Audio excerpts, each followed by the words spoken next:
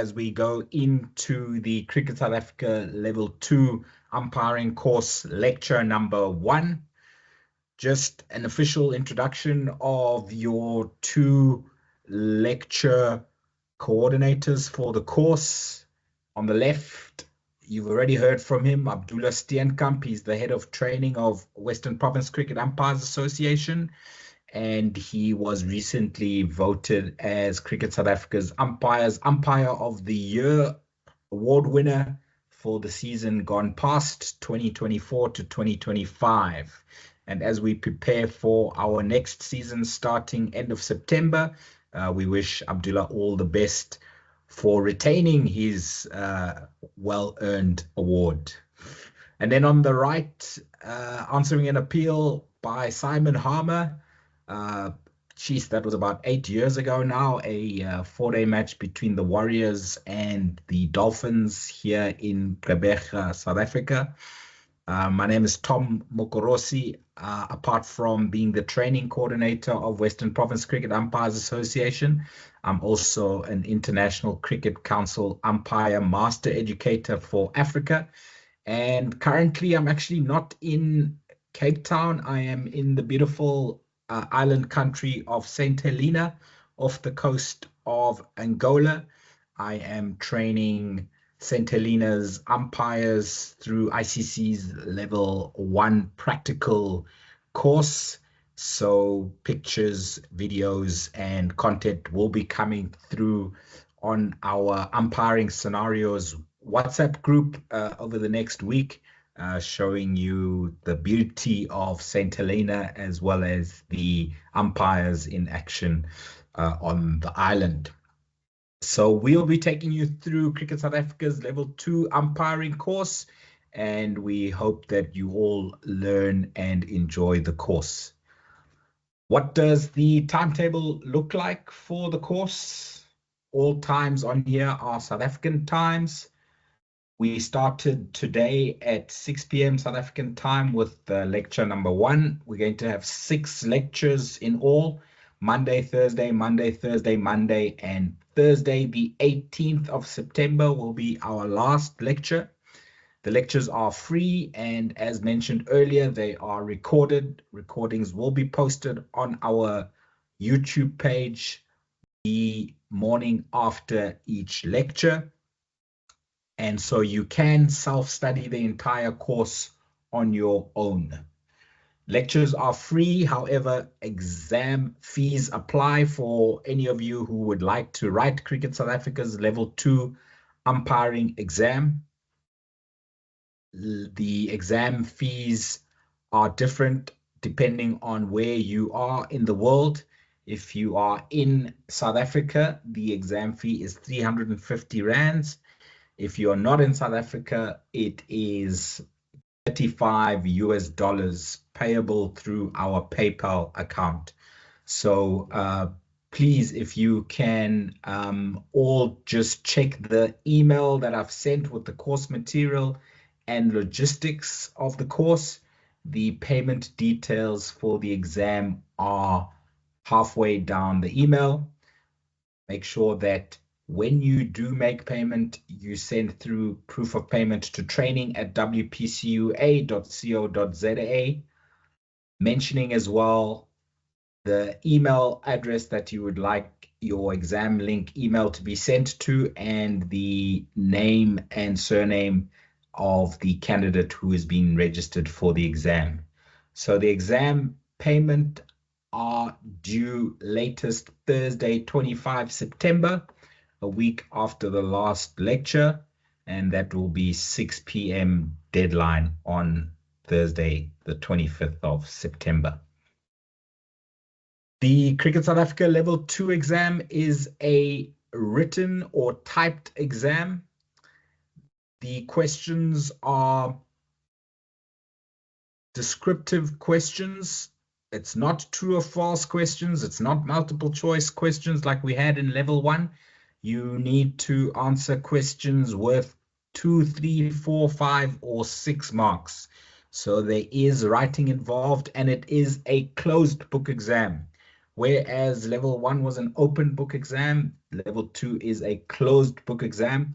It is a 2-hour exam, and we have 2 days that you can choose from to write the exam. The first exam date option is Saturday, the 27th of September, 9 a.m. South African time. For those of you not in Cape Town, you will write online using exam.hostexam.net.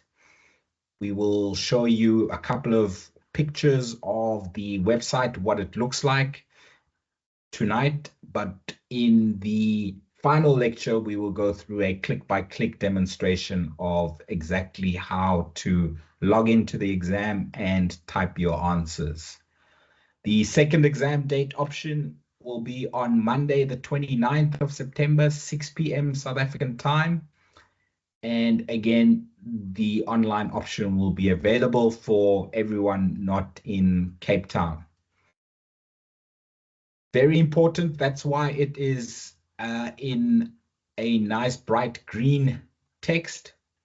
If you are a member of an Umpires Association in South Africa, you must write level 2 at your home association.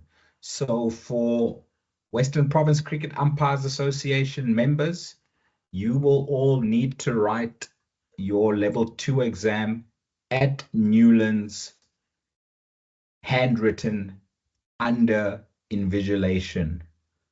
So if you are a member of Boland Cricket Umpires Association, you will have to write your exam handwritten at Boland Park in Paarl, not online. If you're a member of any Umpires Association in South Africa, you need to get into contact with your head of training or your training coordinator and ask them when they will be hosting Cricket South Africa's level 2 exam at your home union, and you will write at your home union on the day given by your home association.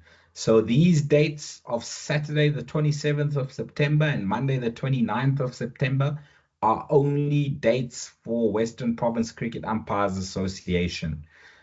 They are not necessarily the dates that you will be writing if you are a member of any other Umpires Association in South Africa. Okay, so that's very important to note. We welcome anyone and everyone to our lectures, but if you are an umpire belonging to an association in South Africa, not WPCUA, you need to contact your head of training or your training coordinator to find out when and where you can write your Cricket South Africa Level 2 exam. Now, there's a very big clause as well for everybody who will be writing online with us. Cricket South Africa made a ruling in the end of June this year, a month and a half ago, or 2 months ago now, to say that for candidates to receive Cricket South Africa's Level 2 umpiring certificate, they need to pass Cricket South Africa's Level 2 umpire exam, and they need to have at least 1 year of umpiring experience at an association in South Africa. Okay, so you need to be a member of a Cricket Umpires Association in South Africa to receive Cricket South Africa's Level 2 umpiring certificate. So what happens if you write the exam and you pass, but you're not a member of an Umpires Association in South Africa?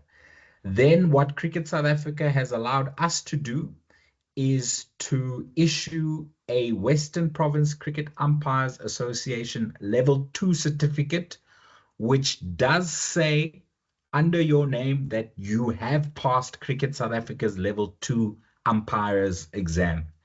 But the certificate will not be a Cricket South Africa certificate. It will be a Western Province Cricket Umpires Association certificate. We've done that with level 3 earlier this year, and quite a lot of candidates from around the world passed that exam and received that Western Province Cricket Umpires certificate, and they were happy with it because it wrote on the certificate that the candidate had passed Cricket South Africa's level 3 exam. However, with Cricket South Africa level 2 and level 3, they will not issue certificates to candidates who are not members of umpires associations in South Africa. That is why we are issuing Western Province Cricket Umpires Association certificates for level 2 and for level 3, with the description that you have passed the Cricket South Africa exam underneath your name.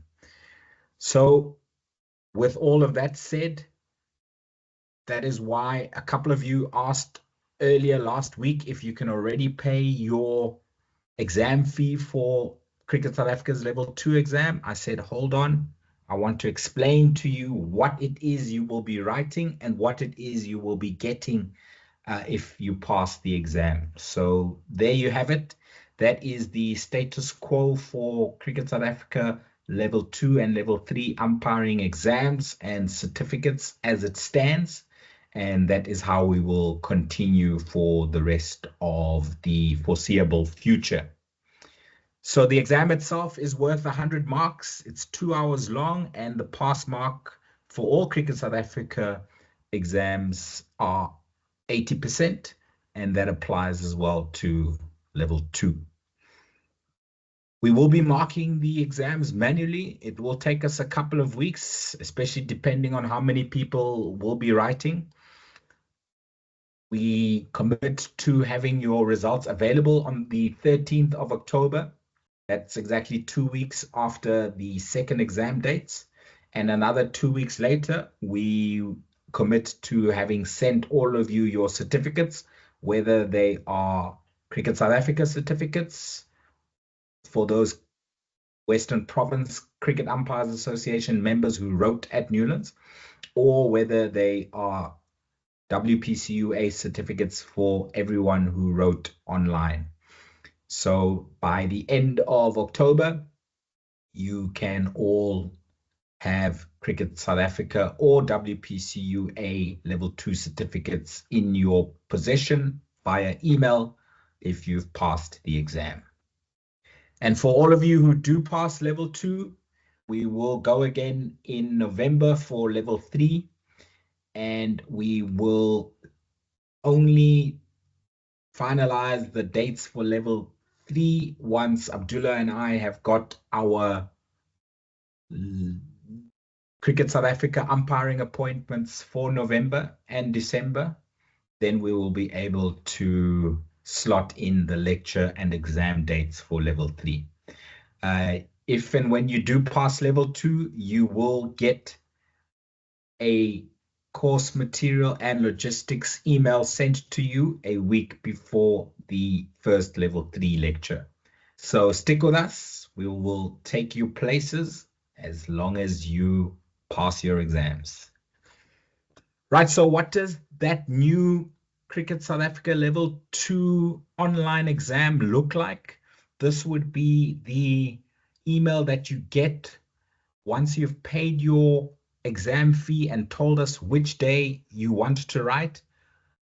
Between 24 and 48 hours before your exam, you'll get a registration email from the online exam company called Exam Online.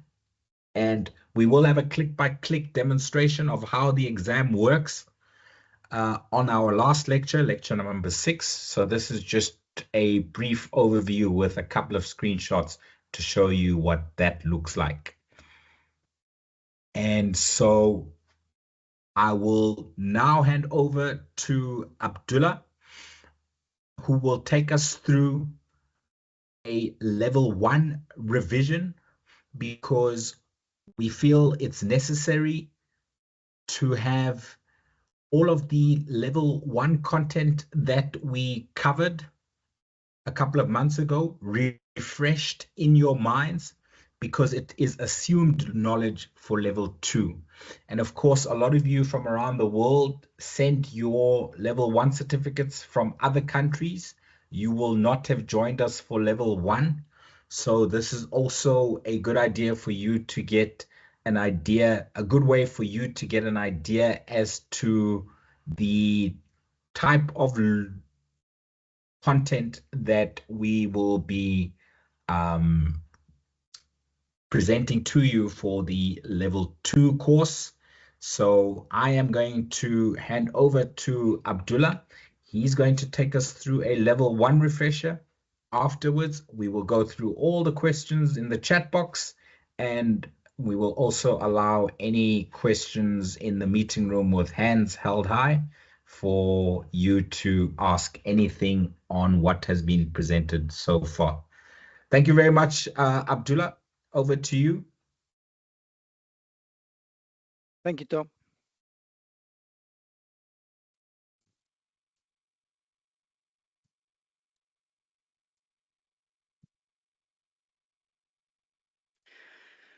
The first of the revision slides that I'm covering is the players.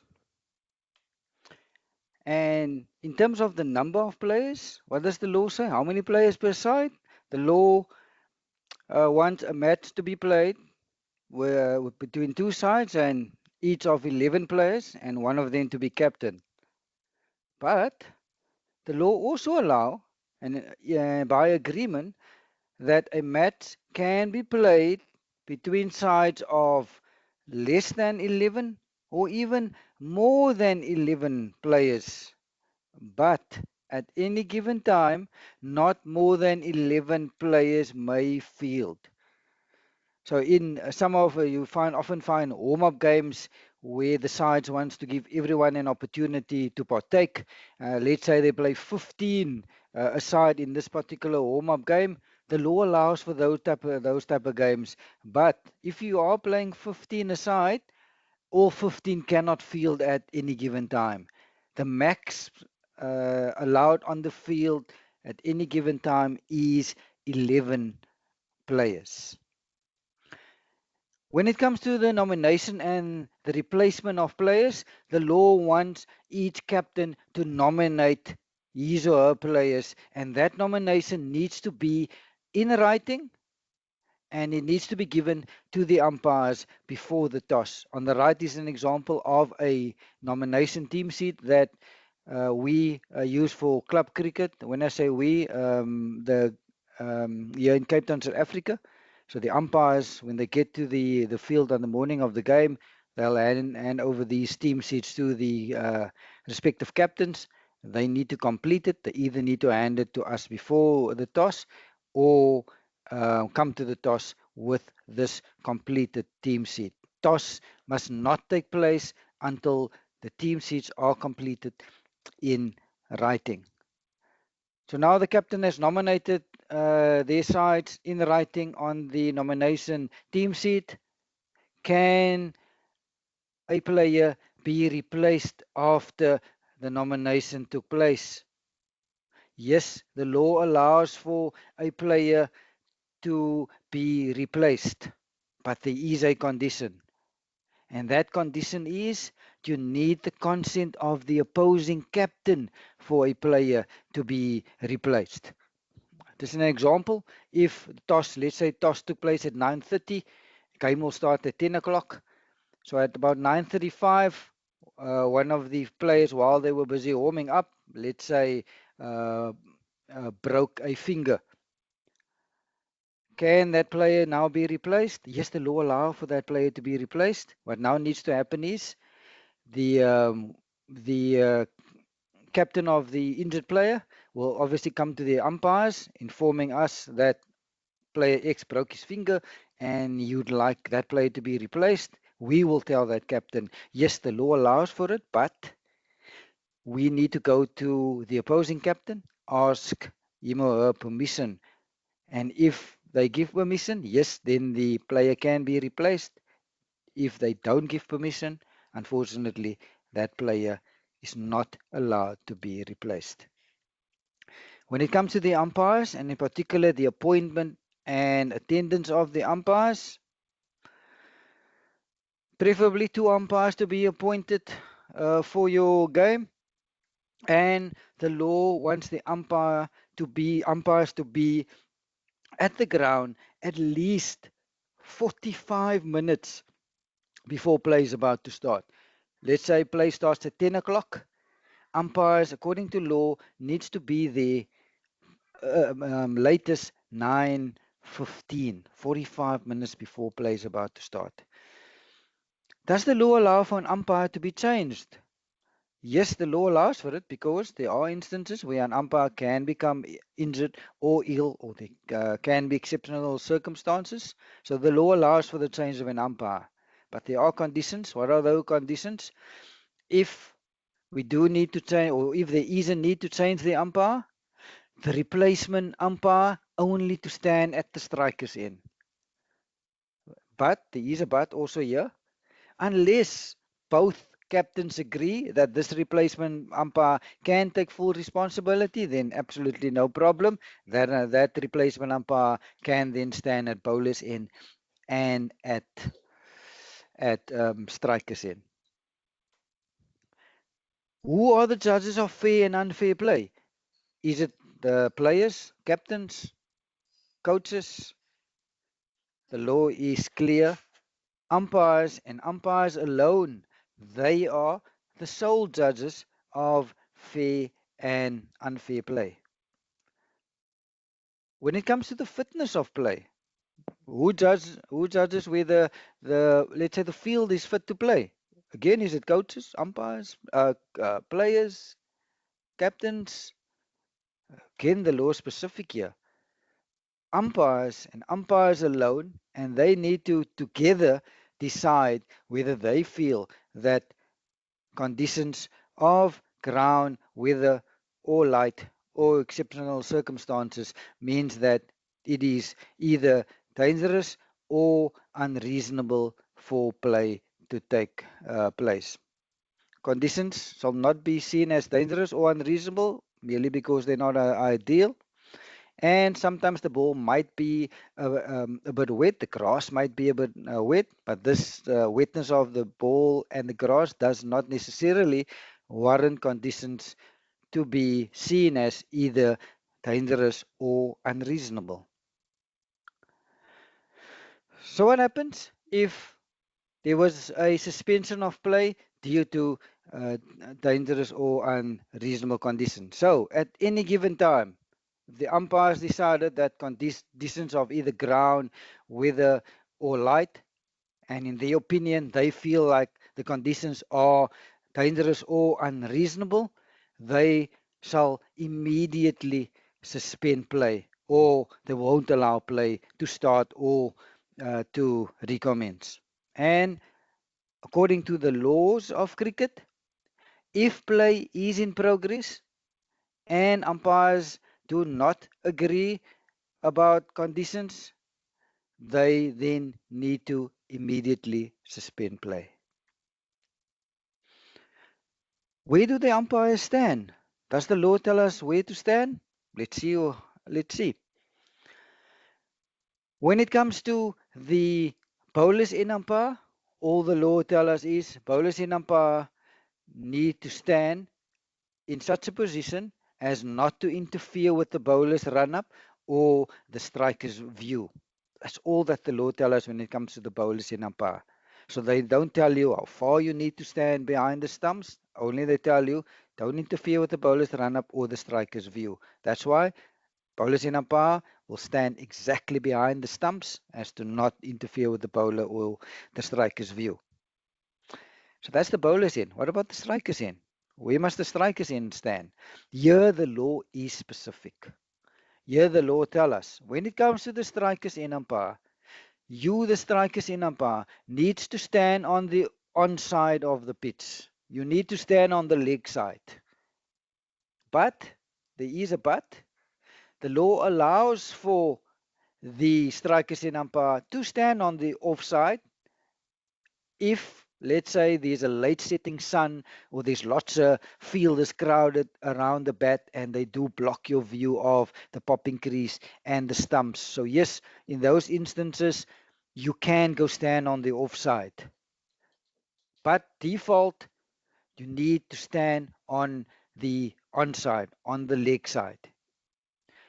And if you do decide to go stand on the offside, you need to inform your colleague, you need to inform the captain of the fielding side, and you need to inform the striker that you are now going to stand on the offside.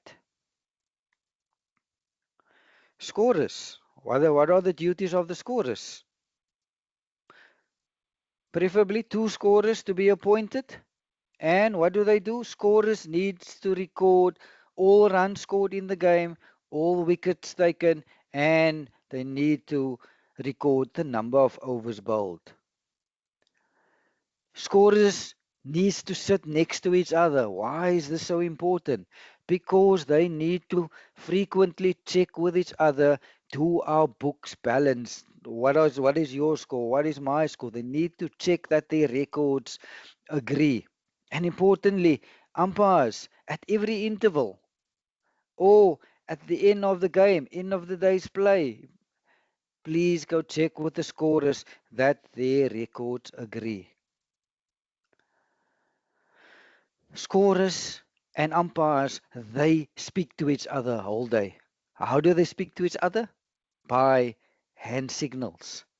So it's important that scorers, they need to acknowledge all signals given by the umpires.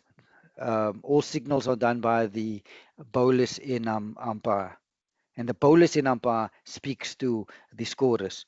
You will find sometimes of a single ball there being more than one signal. Like let's say bowler bowls a front foot no ball, ball hits the pad, batter playing a shot, ball then from the pad ricochets past the keeper and goes over the boundary. So bowlers in umpire will then do three signals. Firstly, no ball. First, before the bowlers in umpire moves on to the second signal, the scorers needs to acknowledge this no ball signal. So you'll signal no ball, wait for the scorers to acknowledge. You'll then signal leg by, and scorers needs to acknowledge that signal as well. And then lastly, you'll do the boundary for signal, and scorers needs to acknowledge that signal as well. When it comes to the ball, the law allows in more day cricket, and the law gives the option to the fielding captain to take a new ball after 80 overs has been bowled. The option is on the table. The fielding captain does not have to exercise the option, but the option is there. After 80 overs in more day cricket, captain is allowed to take a new ball. When it comes to the bat, in particular the sizes, the overall length of the bat not be more than 96.52 centimeters. Can be smaller, but bat not to be more than 96.52 centimeters. That is the overall length. When it comes to the blade, and here the law specific, there are certain dimensions, and the blade of the bat not to be more than the following measurements. When it comes to the width, 10.8 centimeters.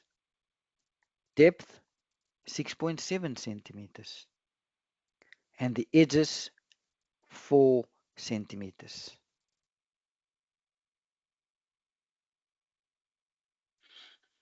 Creases, earlier mentioned, it's important for the umpires to be at the ground at least 45 minutes before play starts. Why?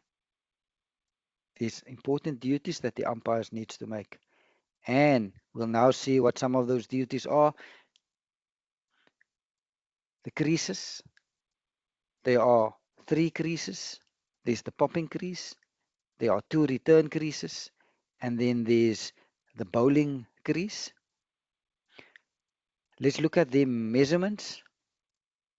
And this is of the duties that the umpire needs to perform before the game starts. Umpire physically needs to go with the measuring uh, tape and go measure the length of the pitch with the creases as well. Need to double check that the curator and the measurements are spot on. When it comes to the popping crease, the law gives us a minimum length of the popping crease. Popping crease is this front line, 3.66 meters. I prefer the metric system. The measuring tapes here in South Africa is metric, so I prefer metric, 3.66 meters minimum length. Yes, the popping crease can go right up until the boundary, but they don't normally take it. All the law tell us is minimum 3.66. There are two return creases, and here's also a minimum length, 2.44 meters. And then when it comes to the bowling crease, here it is an exact length. So from the inside edge of the one return crease to the inside edge of the other return crease, the exact length of the bowling crease is 2.64 meters. The length from the back edge of the bowling crease until the back edge of the popping crease is 1.22 meters. So just a tip, so how I memorize this length of 1.22 meters, if I multiply this by 2, I get 2.44 meters. And which crease is 2.44 meters? The return crease. If I multiply 1.22 by 3, I get 3.66 meters, which is the length of the popping crease. So you need to know your measurements. It's important duty that you need to perform every single game that you umpire. You need to do your measurements. Before the game starts, when it comes to preparing the field and the pitch, that's up to the curator. They can prepare that pitch and field how they see fit. That is now before the game starts. But once the game has started, the law guides us what you can do with the outfield, what can be done to the pitch, how you need to prepare and maintain the playing area after the game has started. So when it comes to mowing, the law wants the pitch and the outfield to be mowed on each day that the match is expected to take place. So let's use a 5-day test match as an example. So day one, before day one, curator can prepare the pitch and outfield as they see fit in getting the field ready for the test match. But as soon as the game starts, day one, game starts at 10 o'clock and let's say it ends at 5 o'clock. So the law wants the pitch and the outfield to be mowed on day 2, day 3, day 4, and day 5. Why?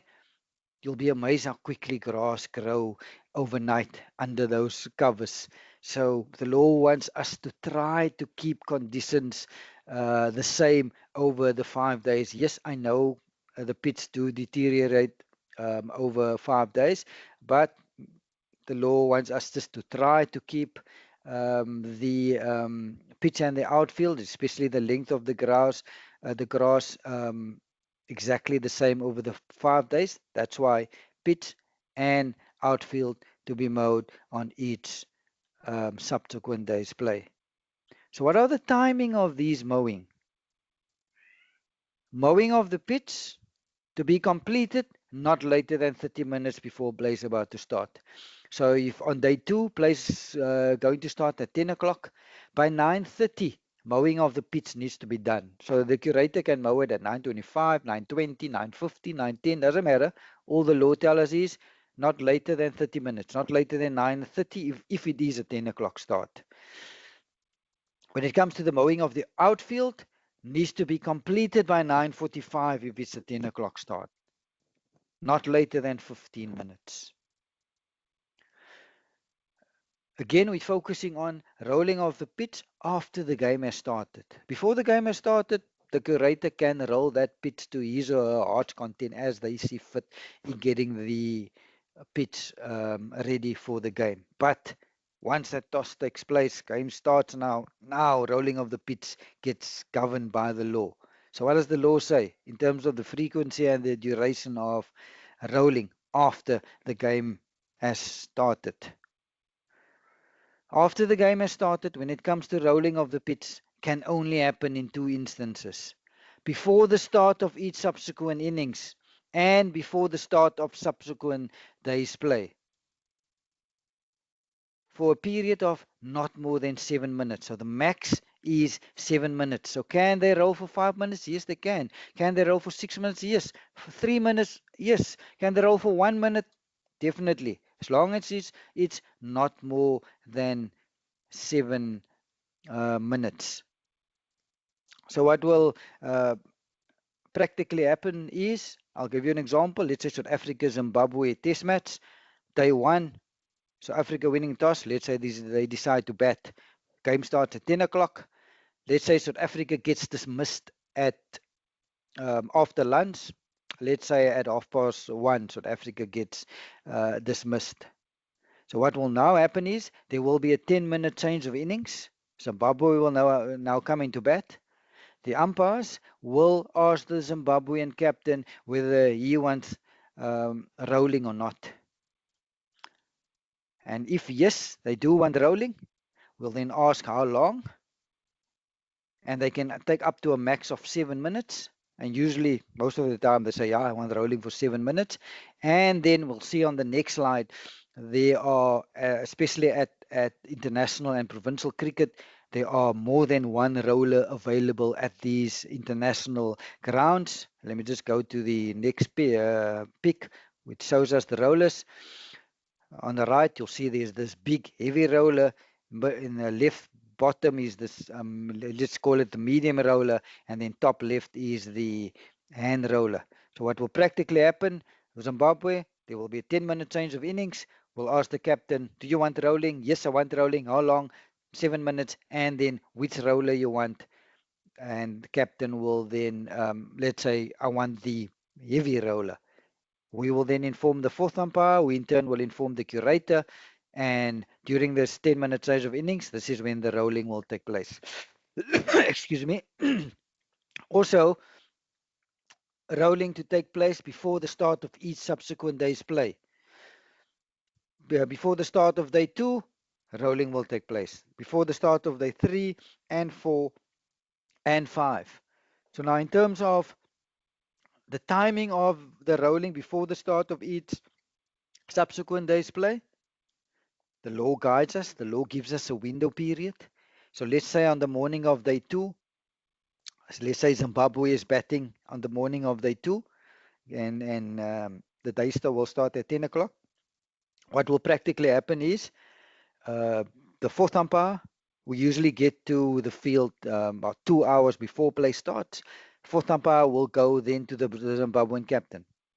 Ask the captain, do you want a rolling? And if yes, how long? And then which roller? Let's say the captain chooses, yes, I want rolling. Umpire, please, 7 minutes. And this morning, I want the medium roller. The fourth umpire will then relay that info to the curator. And that rolling to take place, if there's a 10 o'clock start, there's a 20-minute window period for that rolling, anytime between 9:30 and 9:50. When it comes to intervals, the following are examples of scheduled intervals. Scheduled intervals are intervals that are decided by the governing body of cricket for that competition before the game starts. So the period of close of play on day 1 and start of play the next day, that's a scheduled interval. Interval between innings, which as per the law is 10 minutes, also a scheduled interval. Your interval for meals, which is your lunch interval and your tea interval, scheduled intervals. These are all decided before the game starts, and the timings as well. Your drinks interval, also a scheduled interval. And lastly, any other agreed interval, also a scheduled interval. I mentioned earlier that the governing body decides how long these scheduled intervals to be. That's why in the law you won't find, yeah, your lunch needs to be 40 minutes or 30 minutes or an hour, whatever. No, the governing body of cricket for that particular competition, they decide how long your scheduled intervals to be. So in Test match cricket, the International Cricket Council, they govern international cricket, and they decided that Test matches, your lunch interval to be 40 minutes, tea 20, drinks 4 minutes, and your change of innings is a 10-minute interval. So all the law tells us is we want the players to enjoy. If lunch is 40 minutes, we want them to enjoy a 40-minute interval. That's why the law tells us for players to enjoy a 40-minute interval, you need to take it from the call of time before the interval until the call of play on the resumption after the interval. Let me just give you two examples. In Test match cricket, let's say play starts at 10. They have 2-hour sessions. So 10 till 12. So lunch will be at 12 o'clock. We know lunch is 12:40. So lunch will be from 12 till 12:40. So if the final ball of the over gets bowled, the umpire look at their watch and they see it's 12 o'clock, they will call overtime and lunch. So we took lunch at 12 o'clock. The first ball after lunch will be bowled at 12:40. That's why umpires will walk onto the field 5 minutes before the restart. So 12:35, the umpires will take the field, and in that way we make sure that first ball gets bowled at 12:40. It's not a second example. It's not always that you get to 12 o'clock and it's the end of the over. There are most of the times you get to 12 and let's say you're midway through the over. We'll see in the next law that the law wants you to complete the over before you take your lunch. Unless, and we'll see that also there is a but, unless a wicket falls, but we'll get there. But if you get to 12 o'clock and you've midway through the over, you need to first complete the over. You cannot now say, oh, it's 12 o'clock, halfway through the over, let's go off and take lunch. No, the law wants you to complete that over. So and let's say that over now ends at 12:03. Now you call over, and now you call time and lunch. So what time will you restart after lunch? And this is where this law 11.2.1 comes in. The law wants the players to enjoy their 40 minutes. So if you call time at 12:03, first ball after lunch needs to be bowled at 12:43, 40 minutes later. I mentioned that the law tells us interval between innings is 10 minutes. There are some time-saving mechanisms that the law makers brought into the laws. They brought in a bit of flexibility when it comes to our change of innings intervals and our lunch intervals and our tea intervals. What is this flexibility that they brought in when it comes to our change of innings interval? If an innings ends 10 minutes or less to the close of play, it will then be stumps, no further play. No change to be made to the time for the start of the next day. I'll give you an example. Our close of play is 5 o'clock on day one. At 16:52, South Africa gets dismissed. What happens next? Because South Africa's innings ended 10 minutes or less, in this case there's 8 minutes to go till the close of play. Now the law tells us, because it's less than 10 minutes or less, it will now be close of play. Yes, we ended 8 minutes earlier, but the law goes on further by telling us we will not start 8 minutes earlier the following day. Some more flexibility that the lawmakers brought into the intervals, and here in particular the tea interval, when it comes to if an innings ends 30 minutes or less to tea, we will then take tea immediately. We will then incorporate the tea in the change of innings interval into our tea interval. I'll use an example. Let's say our tea is at 1500 hours. At 14:35, Zimbabwe gets dismissed. So what happens next? Tea at 3, 14:35. Now the law tells us because the Zimbabwe's innings ended 30 minutes or less, in this case it's still 25 minutes to go till tea, because this is less than 30 minutes to tea, we will now take tea immediately. Tea will be from 14:35 when the Zimbabwean innings ended until 14:55. And this 20-minute interval, we will now incorporate the change of innings interval into our tea interval. More flexibility that the lawmakers brought into the tea interval.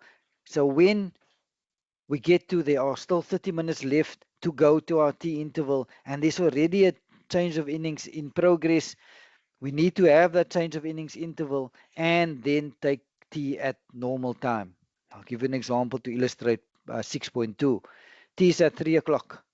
At 14:25, South Africa gets dismissed. So what happens next?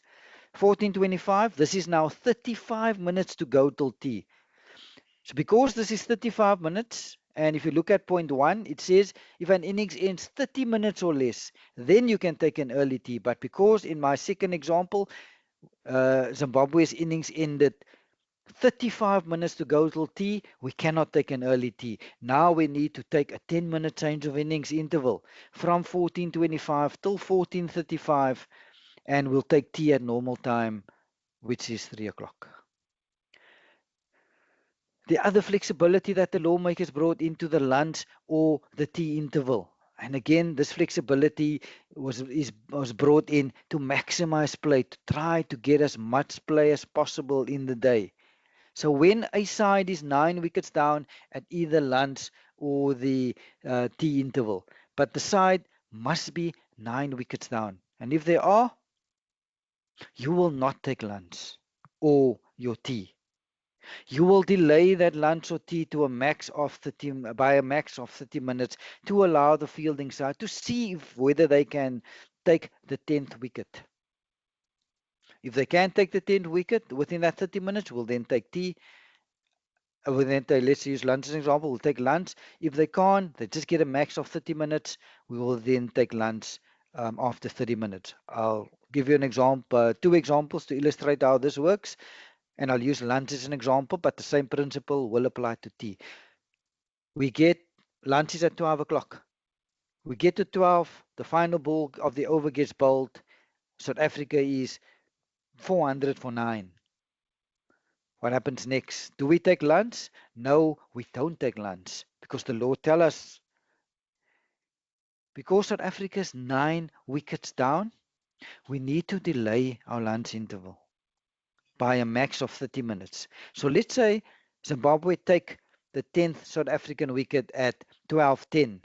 So at 12:10 we'll then take lunch. Lunch will be then for 40 minutes. So from 12:10 till 12:50, first ball after lunch needs to be bowled at 12:50. That's the one example. Remember I said you only get a max of 30. So let's say at 12 o'clock, with South Africa being 400 for 9, we now know we need to play. We cannot take lunch. So we get to 12:30 and Zimbabwe still hasn't taken the 10th South African wicket. What now?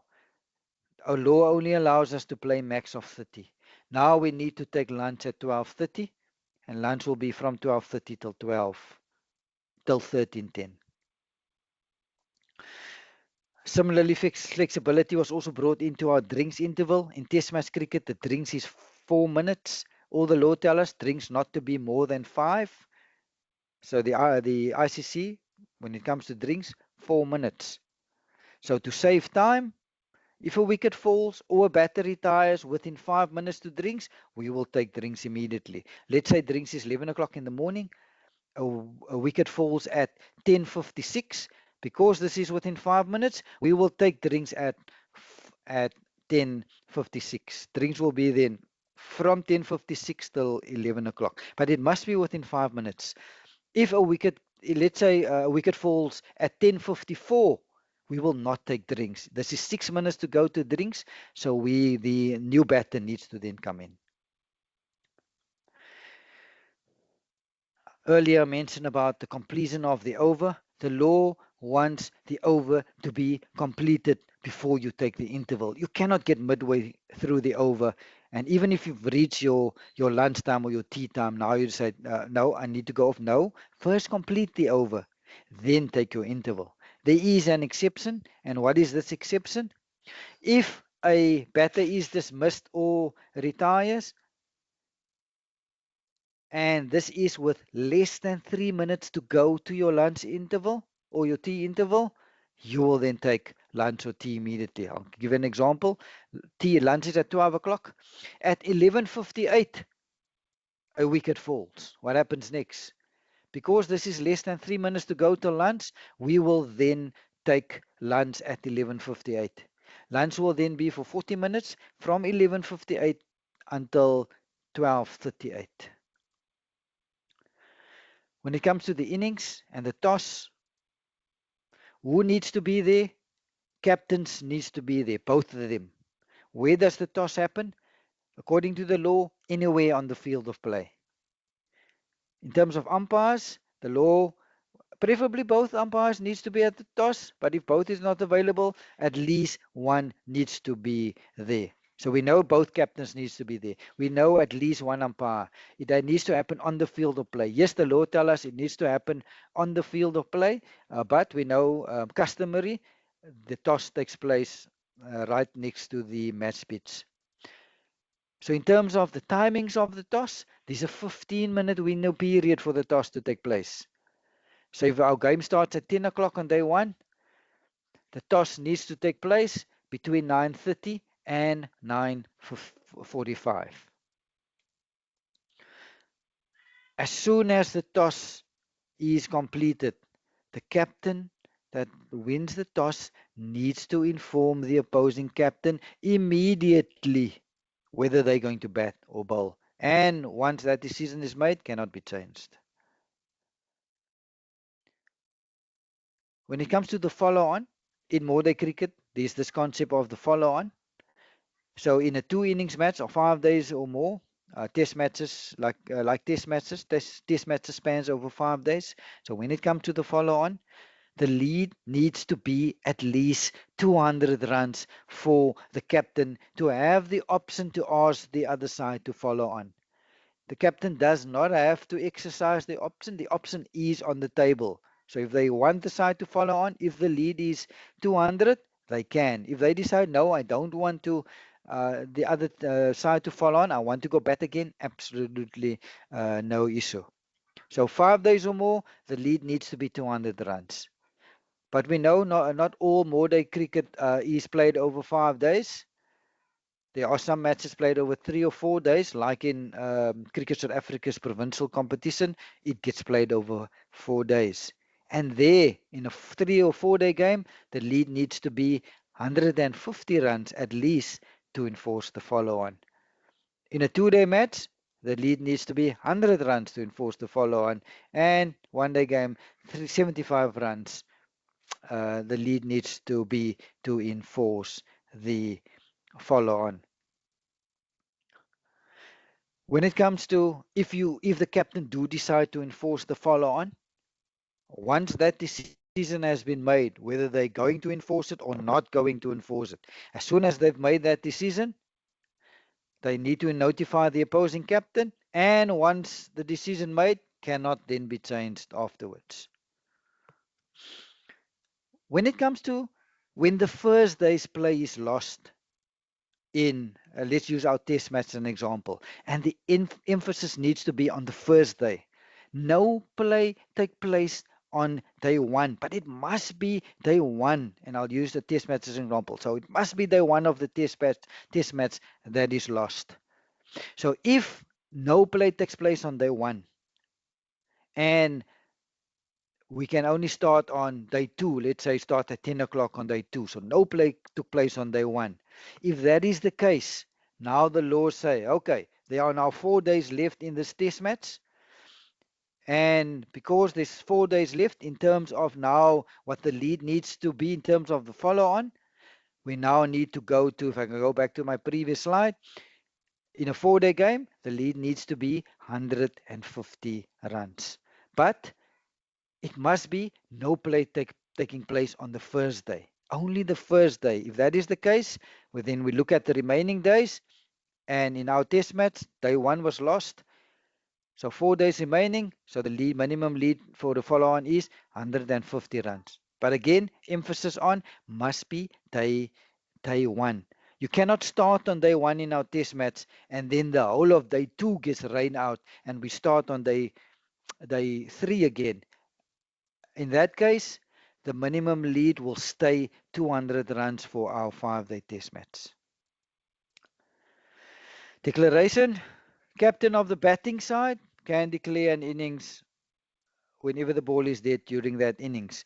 There's also the option for the captains to forfeit either of their side innings. And once a captain has decided to either declare or forfeit the innings, they need to inform the opposing captain. And once that decision has been made, it then cannot be changed. When it comes to the over and the number of balls, ball to be bowled from each end, 6 balls, and overs needs to be alternately. You cannot have 2 overs from the same side. 1 over from, let's say, the south side, next over from the north side in the same innings. When does an over start? The over starts as soon as the bowler begins his or her run up. As soon as that bowler takes his or her first step, that's when the over starts. If the bowler doesn't have a run up, as soon as that back foot lands, that's when the over starts. In terms of the boundaries, okay, preferably boundary to be marked by a continuous white line or an object in contact with the ground like a rope. Yeah, that's preferably, but we know it's not always possible, and the law knows this. The law then allows for objects such as flags or posts or boards to be used to highlight the boundary. And if the boundary is marked by a white line, the edge nearest to the line, that will be the boundary. Let's look at the diagram. There's the solid white line, inside edge of that line, that's where the boundary is. If it's a fence, inside edge of the fence, a rope, similarly, inside edge, post, and flags. Dead ball, there are 8 instances where the ball automatically becomes dead, and then there are 14 instances where the umpire needs to call and signal dead ball. I'm just going to cover the 8 instances where the ball automatically becomes dead. Firstly, when it finally settles in the hands of the keeper or the bowler, as soon as a boundary is scored, ball automatically becomes dead. As soon as a batter is dismissed, ball automatically becomes dead. Whether played or not, it becomes trapped between batter and person, ball automatically becomes dead. If whether played or not, it lodges in the clothing or equipment of a batter or the clothing of an umpire, ball automatically becomes dead. If the ball hits the protective helmet of the fielding side that was put behind the keeper while that ball is still in play and it hits that helmet, ball automatically becomes dead. Ball automatically becomes dead if a player returns without permission and touches the ball. If illegal fielding take place, ball automatically becomes dead and ball not to count as 1 for the over. As soon as the match is concluded, ball automatically becomes dead. When it comes to no ball, and this happens every single game, important duty of the umpires, we need to know how to handle when it comes to the feet, when it's a no ball, when it's not a no ball. The law distinguishes between the back foot and the front foot, and it gives a crease to each foot. When it comes to the bowler's back foot, the crease that goes with the back foot is the return crease. The crease that goes with the front foot is the popping crease. So when it comes to the back foot must land within and should not be touching the return crease. So the crease going with the back foot is the return crease. The front foot, the law wants the front foot and that front foot must land with some part of the foot, whether grounded or raised, to be behind the popping crease. You look at first landing. So first landing of that front foot needs to be whether grounded or raised behind the popping crease, and it needs to be on the same side of the imaginary line joining the two middle stumps. If that is not the case, umpire needs to call and signal no ball. Let's look at a few diagrams to show you how the no ball law works when it comes to the feet. Let's start with the front foot. The crease that goes with the front foot is the popping crease. Is there any part of the front foot whether grounded or raised behind the popping crease? Yes, there is, so we're happy with the front foot. Is there any part of the back foot touching the return crease? Yes, there is. That's why this is a no ball. So this is a right-arm bowler bowling over the wicket. Again, a right-arm bowler bowling over the wicket. We're happy with the front foot. It's not this part of the front foot behind the back edge of the popping crease. Is the back foot touching the return crease? No, it's not. That's why this is a fair delivery. It should not be touching. Yes, it is on in the air over the return crease. It's still a fair delivery. The law wants that back foot to touch the return crease. This is a left-arm bowler bowling around the wicket. So if you look at the front foot, this is the left-arm bowler's front foot. Is there any part of the front foot whether grounded or raised behind the back edge of the popping crease? Yes, there is. That's why no problem with the front foot. The back foot, is there any part of the back foot touching the return crease? No, it's not. That's why this is a fair delivery. Again, left arm bowler bowling around the wicket. Front foot, the east part of the front foot behind the back edge of the popping crease. We're happy with the front foot. Is the back foot touching the return crease? Yes, it is. That's why this is a no ball. Back foot, we're happy. It's not touching the return crease. Is there any part of the front foot, whether grounded or raised, behind the... You need to look at the back edge of the popping crease, not that front edge. You need to look at the back edge. And you can see there is a part of the back edge behind the back edge of the popping crease. That's why this is a fair delivery. Back foot, we're happy. Not touching. Front foot. Is there any part of the front foot behind the back edge of the popping crease? No, there's not. That's why this is a no ball. Back foot, we're happy. Is there any part of the front foot behind the back edge of the popping crease? No, it's not. That's why this is a no ball. I also want to point out here is when it comes to the front foot, you need to look at first landing and not where it ends up. Let me give you an example. Let's say this was first landing, where you can see the east part of the back foot behind the popping back edge of the part of the front foot behind the back edge of the popping crease. Let's say this was first landing, but this is where the bowler ended up. It's a fair delivery because you don't look at where the bowler ended up. You look at that first landing. And if this was first landing, fair delivery. If this was the first landing, this would definitely be a no ball. Back foot, we're happy.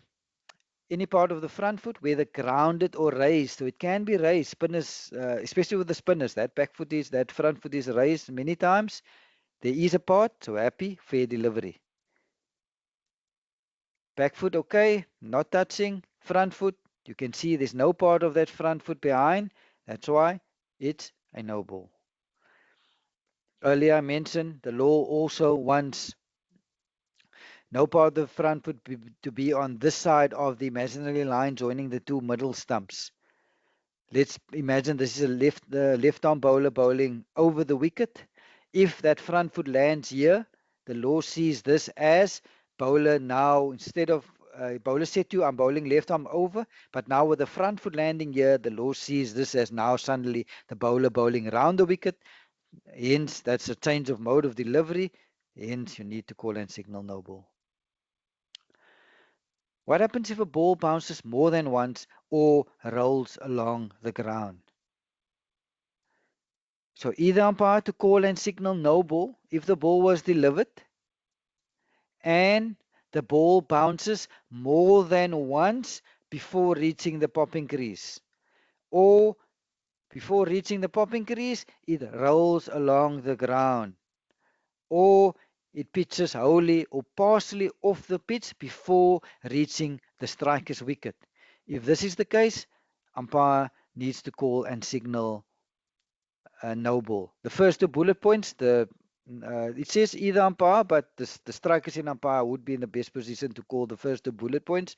And the third bullet point, the bowlers in umpire, which have a front-on view, would have the best view to see whether it pitched wholly or partially off the pitch.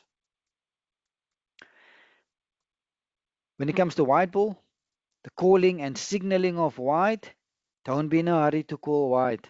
Wait till the ball passes the striker's wicket before calling and signaling wide. Although technically the law tells us at the instant that the bowler enters his or her delivery stride, that's when the ball is wide already. But in terms of calling and signaling it, don't be in a hurry. Wait till the ball passes the striker's wicket. Then you call and signal wide. Wide not to count as one from the over. And in terms of how you can be dismissed of a wide, as soon as the umpire calls wide, you can be dismissed 4 ways: hit wicket, obstructing the field, run out, and lastly, stumped. Fielders' absence and substitutes. Umpires to allow a substitute if they are satisfied that a fielder became injured or ill, and that this injury or illness occurred during this game. If that is the case, they to allow a substitute. Also, for wholly acceptable reasons, umpires to allow a substitute. What powers does the substitute have? Substitute is not allowed to bat, not allowed to bowl. Substitute cannot act as captain. But the law allows for the substitute to be the wicket keeper. But there is a but, and that but is they need the consent of the umpires before we allow a substitute to keep. When it comes to a fielder absent or leaving the field of play, if a player wants to leave the field of play, let's say a player injured their hamstring, they want to get treatment on their hamstring, no issue. Player became injured. Before they leave the field, they need to inform the umpire, umpire, I would like to go off to have my injured hamstring treated. Umpire will then take out the notebook, write down the name of the player, time the player went off, and also the reason. We'll now see why that is important, especially the time. Also then, that player now went off for treatment. Before that player can come back onto the field, they need to inform the umpire. They need consent of the either umpire. They need their consent before they can come back. Why is that consent important? We need to know when that player came back. Why is it important for us to know when the player left and when the player returned? Because the law tells us before that player is allowed to bowl, they need to be back on the field of play for the same amount of time that they've been off, up to a max of 90 minutes. Excuse me. So let's say, just for example purposes, if a player leaves at 10:30 to have their hamstring checked, umpire will write their name, reason, and time they left. At 11 o'clock, they stand on the boundary and wait for the umpire. Umpire, I'm fit again. Can I come back? Umpire says, yes, you can come back. Umpire take out the notebook. They write in their notebook, player back at 11 o'clock. Umpire then needs to calculate that penalty time, i.e. how long that player has been off. So player has been off from 10:30 till 11. That's 30 minutes. So we will now tell the player, and we will tell the fielding captain as well. Before the injured player is now allowed to bowl, he or she needs to be back on the field of play for that same amount of time that they was off, 30 minutes. So 11 o'clock they returned. We will tell that player at 11:30 you are allowed to bowl again. Penalty time doesn't disappear. We carry it forward into the next day. We carry it forward into the next innings. We won't carry it forward into the next game, but into the next day, we will carry it forward and into the next innings. We'll often find players coming on, going off. We will add up all that penalty time that the player owes. We will add all of them up and They need to serve all that penalty time before they are allowed to bowl or bat. Scheduled intervals. You will not add it to any penalty time that a player owes, or will you subtract it from any penalty time that a player might owe. When it comes to appeals, and in particular the timing of the appeals. For an appeal to be valid, it must be made before the bowler begins his or her run-up, or if there's no run-up, the bowling action, and before time has been called. So you can see there's quite a long validity period for an appeal. The validity period stops as soon as the player gives his or her first step to bowl the next ball. That is only when that window period closes. Also, the call of over doesn't invalidate an appeal. As long as the bowler that's bowling the next over did not take his or her first step to start that next over, and provided that time has not been called, that appeal is still valid. Earlier, Langton mentioned that. How's that? It covers all ways of being out. You don't need to specify umpire I'm appealing for Albi or umpire I'm appealing for court behind, whatever is the case. How's that? And it covers all ways of being out. We'll go through a few of the dismissals law. Let's start with the court law. Let's look at the animation video. Fair catch. A catch shall be considered fair if the ball is held in a fielder's hand, hugged to the body of the catcher, or accidentally lodges in his or her clothing, helmet, or protective equipment. But of course, this being cricket, it isn't always that simple. If a fielder deliberately uses an item of clothing to try to catch the ball, it is not out, and 5 penalty runs are awarded to the batting side. However, the ball can be caught after it has deflected off the other batsman, an umpire, another fielder, including off a helmet being worn, or even if it lodges in a fielder's helmet.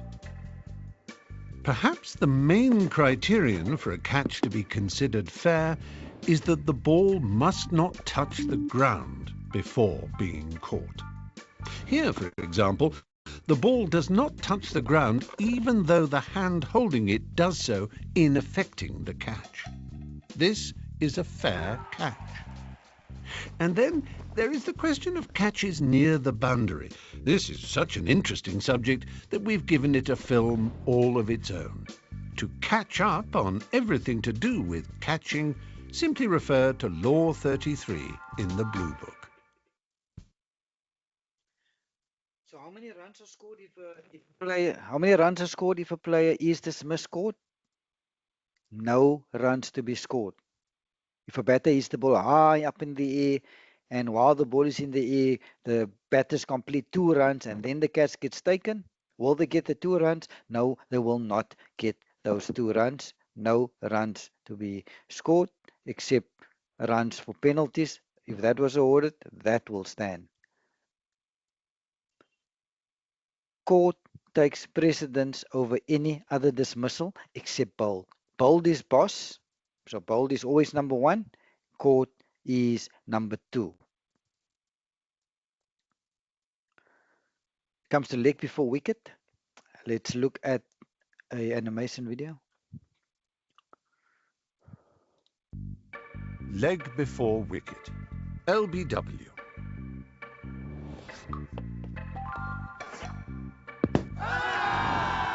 LBW is a little like the offside rule in football. Many people claim to know it, but how many people really do?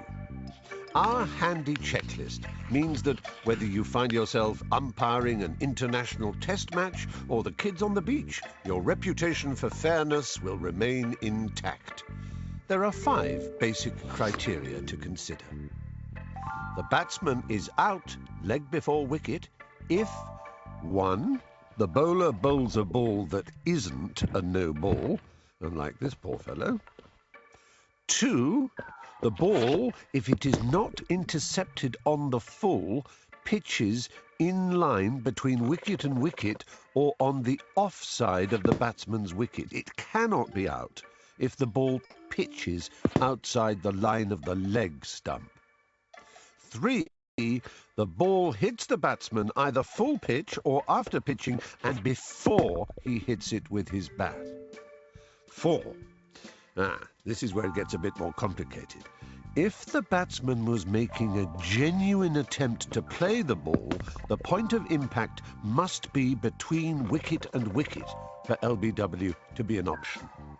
However, if the batsman has made no genuine attempt to play the ball, the contact must either be between wicket and wicket or outside the line of the off stump. 5. This is the crucial part. But for the interception by the batsman, the ball would have gone on to hit the stumps and dislodge the bails. Any questions? Just refer to Law 36 in the Blue Book. So to summarize the points that we need to consider when there is an LBW appeal. Ball to not be a no ball. It needs to pitch in line between wicket and wicket or on the offside of the wicket. And this is where that saying pitching outside leg is always not out. This is the reason. The law is specific. It needs either to pitch between wicket and wicket or on the offside. As soon as the ball pitches on the leg side, pitches outside leg, can never be out LBW. Ball to not have touched the bat first. As soon as the ball touched the bat first, can never be out LBW. But if it touched the pad first and then the bat, or if it touched the person first and then the bat, you can then consider the LBW. There's other steps that you still need to consider. But if you touch, let's say, pad first, then bat, you can consider the LBW appeal. But if it touches bat first and then pad, can never be out. The ball can hit the striker any part of the person. Doesn't always have to be the pad. Yes, I know it says leg before wicket, but the law allows for any part of the striker's person. When it comes to the point of impact, the law wants the point of impact always to be between wicket and wicket. There is one exception, and that exception is if the striker did not attempt to play at the ball with his or her bat, then the law allows for either the impact to be between wicket and wicket or on the offside of the wicket. And then lastly and importantly, all these points are important, but this last point, in your opinion, would the ball have gone on to hit the wicket? If yes, then give the strike out. If you think it wouldn't have gone on, then don't give the strike out. So according to law, these are the points that you need to consider when there's an LBW appeal. I'm going to go through a few pictures and we'll see there are other factors that you also need to take into account. Yes, law, and it is very important. You must take those factors into account, but there's other factors also, and we'll get to it when I show you the pics. I mentioned earlier, the law wants the ball either to pitch between wicket and wicket or on the offside. That's why as soon as the ball pitches outside leg, can never ever be out. Let's go through these LBW appeals. Where did the ball pitch? Did it pitch between wicket and wicket or on the offside? Yes, it pitched between wicket and wicket. Where was the impact? Was the impact between wicket and wicket? Yes, the impact was between wicket and wicket. And what is that last question that you need to ask yourself? In your opinion, would this have gone on to hit the stumps? If yes, give the strike out. If you don't think this would have gone on, then not out. Where did the ball pitch? Did it pitch between wicket and wicket or on the offside? Yes, it pitched on the offside. Where was the impact? Was the impact between wicket and wicket? And let's assume this batter is playing a shot. Impact is not between wicket and wicket. Impact is outside off or outside the line. And because the impact is outside off or outside the line with the batter playing a shot, can never be out LBW. Where did the ball pitch? Outside off or between wicket and wicket? It pitched outside off. Where was the impact? Impact was outside off. Impact was not between wicket and wicket. But is the batter playing a shot? No, he's not playing a shot. And because he's not playing a shot, even though the impact is outside off, we then can consider this LBW appeal. But there's still that last point that we need to consider. Do you think this would have gone on to hit the wicket? If your answer to that question is yes, give the striker out LB. If you think, looking at this line, it's going to go and miss off stump, it's not going to hit the wicket, then you need to go not out LBW. But it's your opinion. LBW is an opinion law. That's why in every given game, at every level, this mode of dismissal there's always bowlers not being happy, batters not being happy. It's always the case. But your opinion, you take into account the law, you take into account other factors which we're gonna get now, and then before making your decision. Where did the ball pitch? Did it pitch outside or between wicket and wicket? It pitched between wicket and wicket. Where was the impact? Impact was between wicket and wicket. Do you think they should have gone on to hit the stumps? If yes, give the batter out. If no, then not out. It's your opinion. Earlier I mentioned it's not just the law that you need to take into account. There are also other factors that needs to be taken into account, and I'll show you why. Just imagine this is a left-arm bowler bowling over the wicket to this right-hander. So just visualize left hand over the wicket. So where did the ball pitch? It pitched between wicket and wicket. So we're happy with where it pitched. Where was the impact? The impact was between wicket and wicket. And what is that last question that we ask ourselves? Would it have gone on to hit the stumps? Now, if you look at this, and now I'm bringing in that other factors.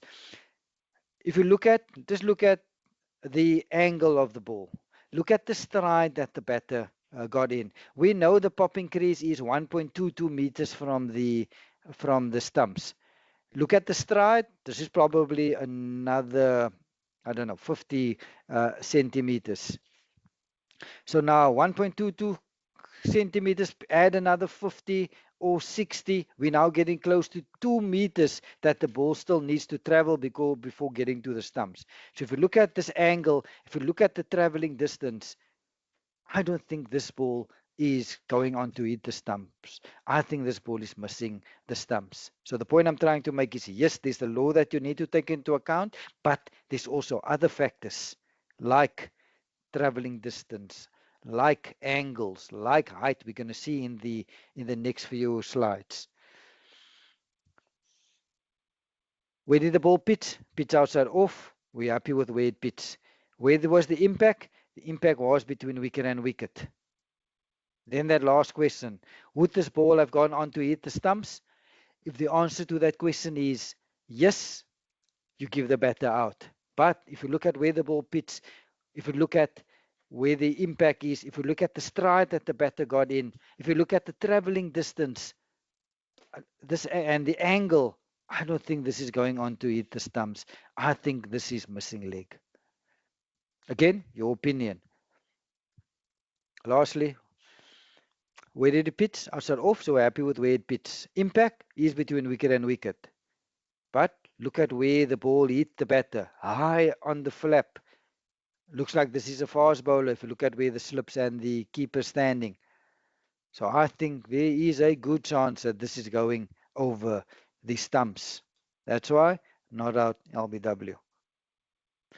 The penultimate law that I'm covering before I'm handing back to Tom is stumped. Let's look at an animation video. Stumped. All batsmen fear being stumped, and all wicket-keepers dream of stumping batsmen. So let's be clear about the law. The only player who can stump a batsman is this fellow, the wicket-keeper. A stumping can take place provided that the ball is not a no ball. You can be stumped off a wide, however. Here, for example, the batsman has moved out of his or her ground to play the ball, but has missed it and has not attempted a run. The wicket is fairly put down by the wicket-keeper without the intervention of another fielder. When all these conditions are met, the batsman will find that he or she has indeed been stumped. It's also okay for the ball to rebound onto the stumps off any part of the wicket-keeper, including his or her protective equipment or helmet. If it is a no ball, the batsman will not be out-stumped and is also protected from being run out as long as he or she is not attempting a run. Don't be stumped about stumping. Get a copy of the Blue Book and study Law 39. And Tom, the last of my revision slides, and it's timed out. According to the laws of cricket, after the fall of a wicket or if a batter retires, the incoming batter needs to be ready to receive the ball, or the other batter needs to be ready to receive the ball within 3 minutes of the dismissal or the retirement. If they're not ready, the incoming batter on appeal will be given out, timed out. And if a batter is dismissed timed out, bowler does not get credit for this wicket. Tom, handing back over to you. Thank you so much. That's all revision slides I have for this evening. Thank you very much, Abdullah. And I hope the candidates realize the value of the level 1 revision. Quite a few candidates who passed level 1 in the last couple of weeks, when I sent them their certificates, they asked me which questions they had got wrong in the exam so that they could improve on their knowledge. Unfortunately, because the exam is still in use by Cricket South Africa and will be for the foreseeable future, we cannot mention to any exam candidates what questions they got wrong and what questions they got right. So that was one of the reasons that we decided for level 2, we would start with a revision of level 1. And so I hope those of you who wanted to know which questions you got wrong in the level 1 exam could figure it out from Abdullah's explanations of the level 1 revision today. So now we're going to go into the chat box to go through all the questions that you have posted throughout the presentation. And please note that when it comes to scenarios and asking questions about scenarios, it is best if we have that scenario on video. And that is why we have come up with Make the Call live lectures. So that reference to a CPL scenario, we will get a hold of that video somewhere along the line, and lecture number 5 will be our lecture for modes of dismissals in the level 2 course. That is when we will discuss that particular scenario. So the questions that remain from the chat box.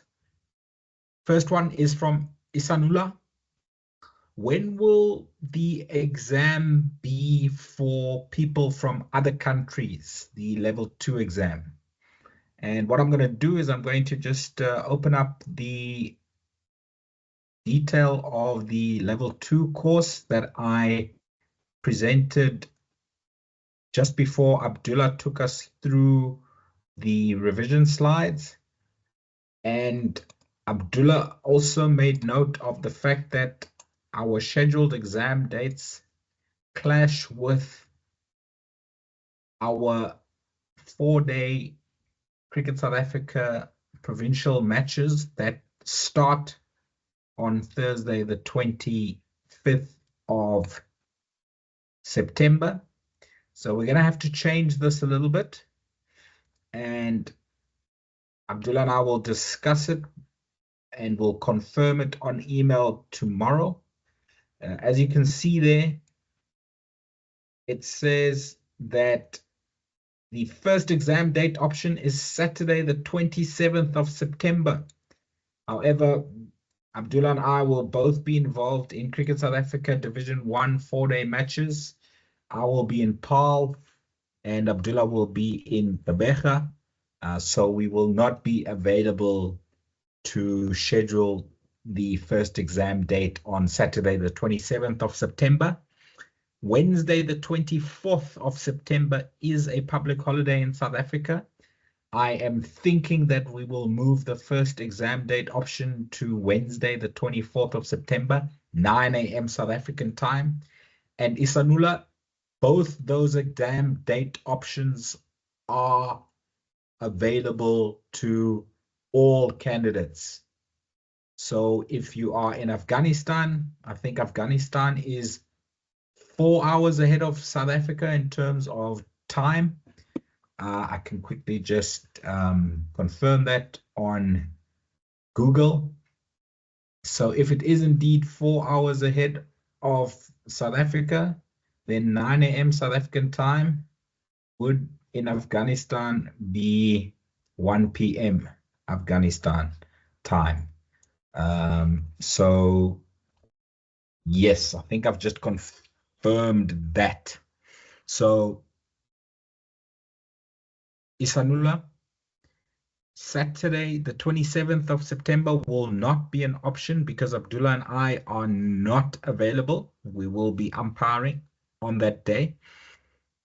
We will likely move that first exam date option to Wednesday, the 24th of September, which is a public holiday in South Africa, 9 a.m. South African time. And it's a 2-hour exam, which will be written probably not at Newlands for Western Province Cricket Umpires Association umpires, because we've just been informed today as well that Newlands is under construction currently, and no meeting venues are available until after November.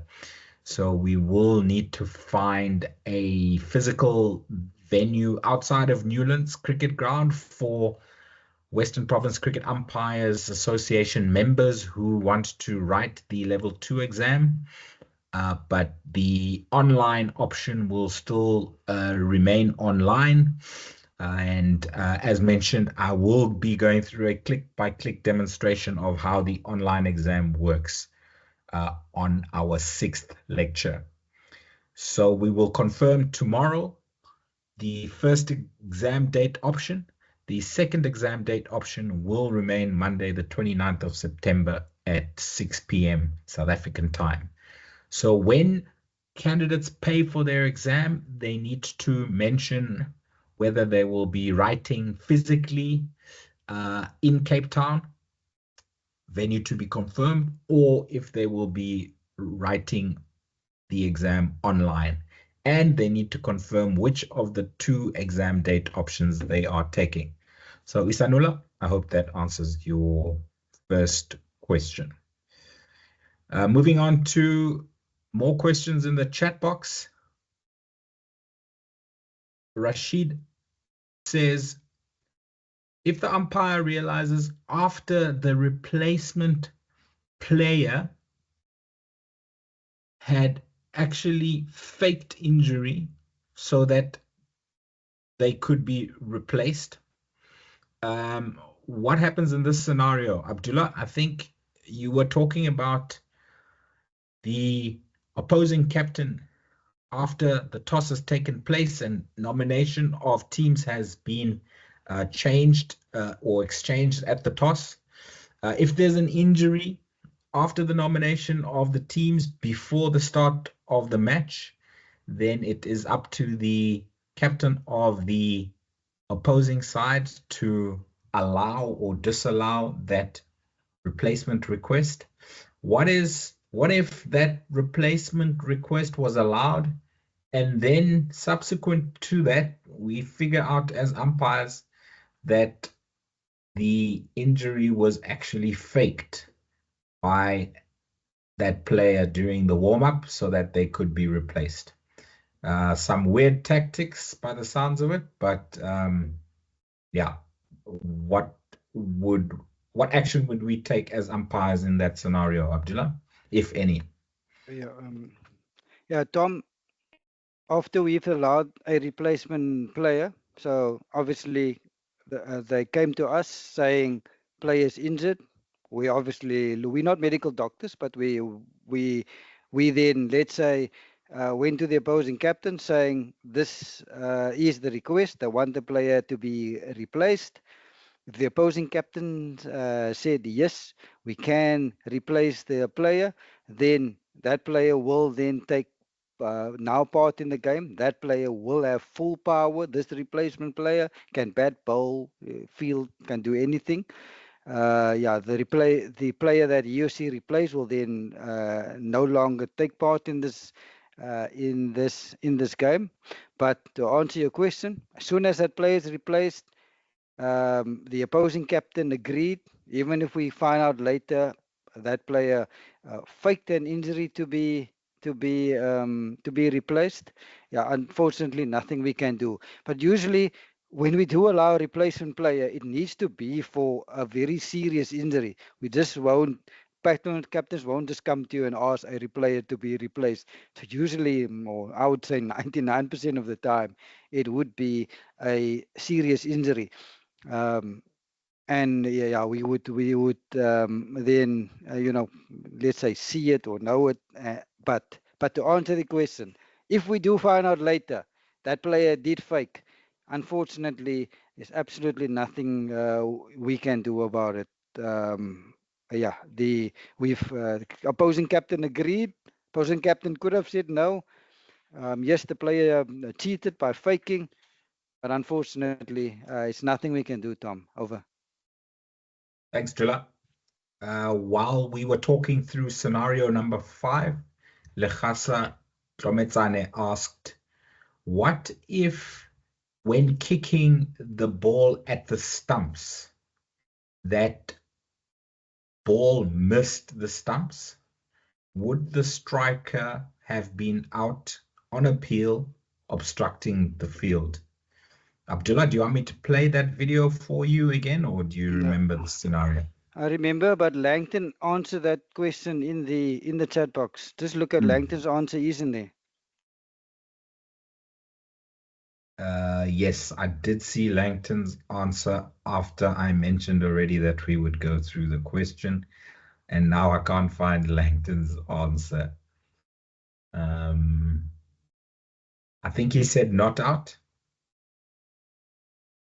because we need to judge the intent of the striker.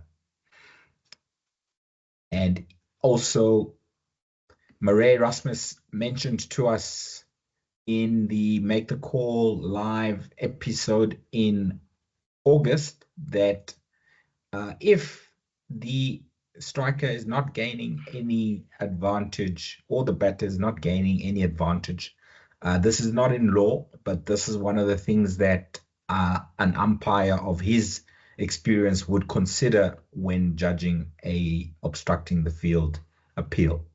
Yeah, Tom, I'm going to quote verbatim what Langton said on that question. Only if the obstruction was justified. In this case, not out obstructing the field. Happy with that, Dula. Thanks for finding that answer. Great. Moving on. Yeah, Tom, I just wanted to add, I'm just thinking of something now about if a substitute, let's say a substitute comes to, just something about the question that Rashid asked about fielders faking injury.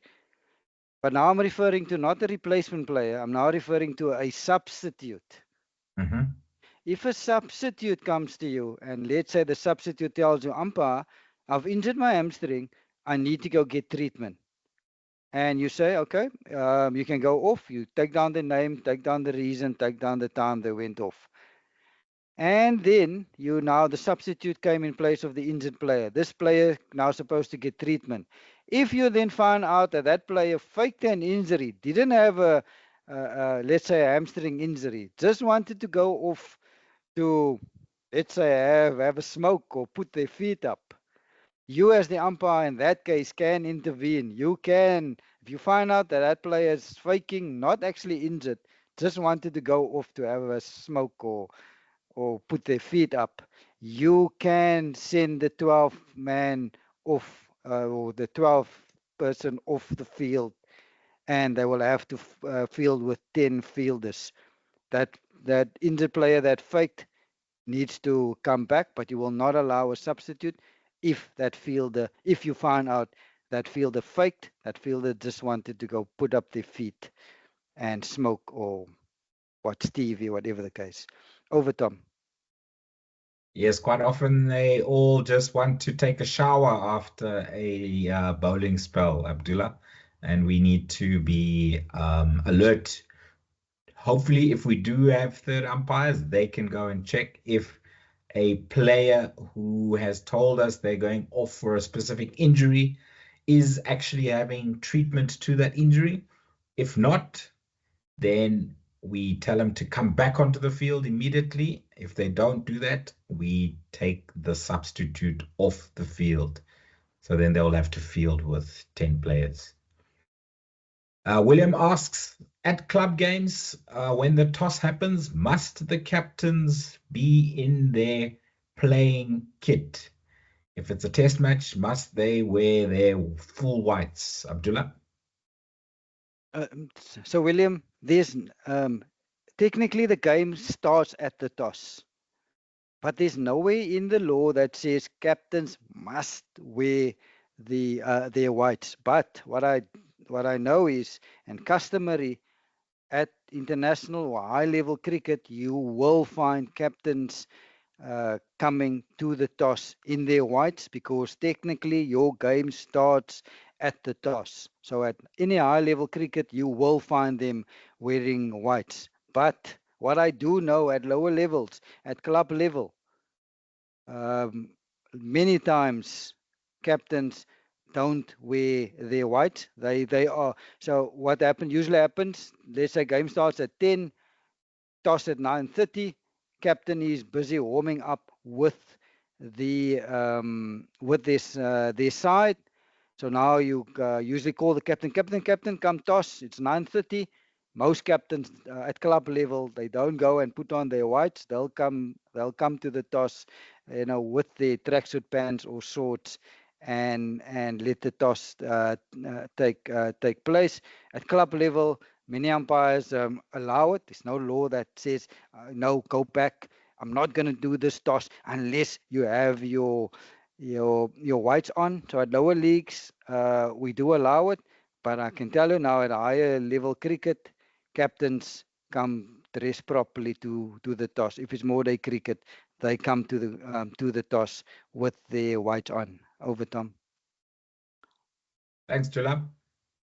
Our viewer wasn't with us during the Make the Call live episode, so he wants to know what we were talking about in terms of an obstructing the field appeal in scenario number 5. So here it is, a viewer. So what happens here is the batter gets bowled, but the bail lands back on the groove of the leg stump. Thinking that he has been bowled, he kicks out at the ball, and then the ball hits the stumps and the bail comes off. So now there was a question that if the ball, after being kicked, had not hit the stumps, had missed the stumps, so the bail would have stayed on, would that have been out obstructing the field? And Langton said no, it would not be out obstructing the field, simply because we need to judge the intent of a batter when he or she has impeded or made contact with the ball. And was he or she trying to gain an unfair advantage? That's what Murray Erasmus suggests that we should consider. And both answers would be no to both questions. So no, the batter would not be out obstructing the field if that kick of the ball had missed the stumps. Right, so going back into the chat box, I don't see any more questions. I do see a hand up from Rifat from Bangladesh. His hand has been up for a long while. Rifat, please unmute your microphone. The floor is yours.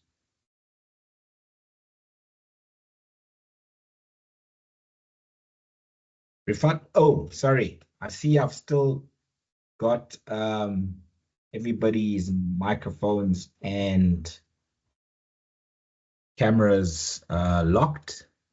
So I'm just going to go into the meeting settings to activate the cameras and the microphones. In the meantime, I see Chaitanya has asked a question related to scenario number 5. Chaitanya says, when he watches it on his mobile, it appears that the batter has kicked the wicket and the ball has passed by the stumps. That is not correct, Chaitanya. The batter kicked the ball hit the stumps. Right, so now I have unmuted or at least activated the cameras and the microphones. Rifat, your hand was up first. Please unmute your microphone. The floor is yours. Great to see you again.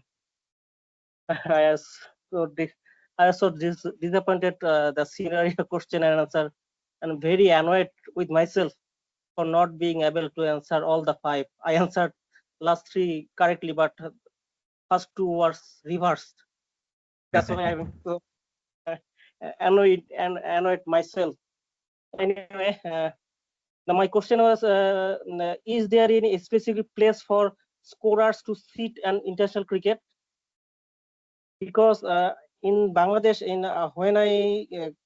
when I covered in international match, I saw the 2 scorers sitting on press box with us, but it is very I think it's very harmful to uh, uh, to concentrate their work in that type of place, because in press box we can see the journalists can discuss, and a very noisy place. Is there any specific place for scorer in international cricket? Abdullah, for provincial and international cricket, Rifat says that their scorers in Bangladesh, they sit in the press box, where it's obviously very noisy with journalists talking about the match. Is there a specific place where scorers should and should not sit, especially for provincial and international matches? Depending on the ground, and the layout, there's no law, playing condition, or that specifies where scorers must sit. We get guided by the stadium manager, and they usually guide where umpires go, where umpires must sit. Is there umpires room? Is there not an umpires room? They usually guide the us, like the scorers or umpires, where we need to sit. Looks like for that particular venue, that is where the venue manager or stadium manager, where the scorers sit in a press box. Yes, not ideal. I agree 100% with you. But but we get guided by the venue manager. They usually tell us where the scorers must sit. At all the provincial and international grounds in South Africa, the scorers and umpires, we do have a separate room. There is a specific room on the field where scorers sit, and only the scorer sits in there. Similarly, umpires, we also have a specific room, where we sit. So Rifat, yeah, not ideal, but we get guided by the venue manager, and if that is where they say the scorers must sit, then yeah, unfortunately, that's where the scorers must sit over time. Thanks, Chula. Next hand up is Chaitanya. Chaitanya, I have please another unmute. question. I have Okay, another go ahead. question. Go ahead, Rifat. I want to know this the specific explanation why the batsman cannot why I cannot go for LBW appeal when it's outside the leg, ball pitching outside the leg. Is there any particular explanation? Rifat, I believe in the 1970s, there was an Ashes test match series between Australia and England where the England batters bowled what was called the body line, right arm round the wicket, fast bowlers pitching the ball short and bowling such that the ball would be aimed at the body of the striker. And back then there were no helmets, so it was very dangerous for the English batters and sorry, for the Australian batters that the Englishmen were bowling at. And to rule out, or at least to discourage bowlers from bowling right arm round the wicket to right-handed batters directed at the body, because the ball would be pitching outside leg. That is when that law was implemented. So since then, I could be wrong. It could have been earlier than the 1970s, but because of the 1932, Tom. 1932, they about. Yes, because they wanted to get Don Bradman out. Yes. They couldn't get him out in normal modes of dismissal, so they wanted to injure him out. Correct. Thanks, Dula. So, Rifat, that is when the law was put in place, and since then it has been such, and until it changes, that is what we apply as umpires. I hope that answers your question, Rifat. Thank you, Tom. Great. Next hand up, Chaitanya. Please unmute your microphone. The floor is yours. Very good evening, sir. Good evening, Chaitanya. So my question is the same. In case the scenario would have been the same, had the batter hit the wicket and the ball would have passed by the wicket, and it would not have, the ball would not have hit the wicket, the batter would have kicked the wicket, then it would have been obstructing the field or hit wicket. Abdullah, so scenario number 5, we have another variation. The batter kicks the ball misses the stumps, and the leg or the foot of the striker in his follow through of that kick kicks the stumps down. Is that out obstructing the field, or is that out hit wicket, or is that not out? Please give us your opinion. Yeah, we've covered obstructing the field when we said we're not going to give the batter out obstructing the field. So Langton has covered that scenario. In terms of the hit wicket, so when it comes to hit wicket has a window period for it to happen. So and that window period closes as soon as the shot is done. So now you need to ask yourself, is the batter done with that particular shot that he was playing? If yes, the window period is now closed, and meaning you cannot now then give the batter out hit wicket. So now looking at your scenario, so Satya, you're the umpire. Is that still part of the shot? That the batter now kicking the ball out of frustration? No, sir, not at all. I guess he should be given not out because he was he has mistaken it as out and he's just passing by and during this activity he just kicks the wicket in frustration. Yeah, so he cannot be given out hit wicket, and we've covered that he cannot be given out obstructing the field in this instance, and Langton has explained why as well as Tom. So yeah, did we answer your question, Satya? Yes, sir. Thank you very much. Okay. Thanks a lot. Over, Tom. Thanks, Abdullah. Thanks, Chaitanya. The last hand up in the meeting room, Sharon Atula from the Pearl of Africa, Uganda. Please unmute your microphone. The floor is yours.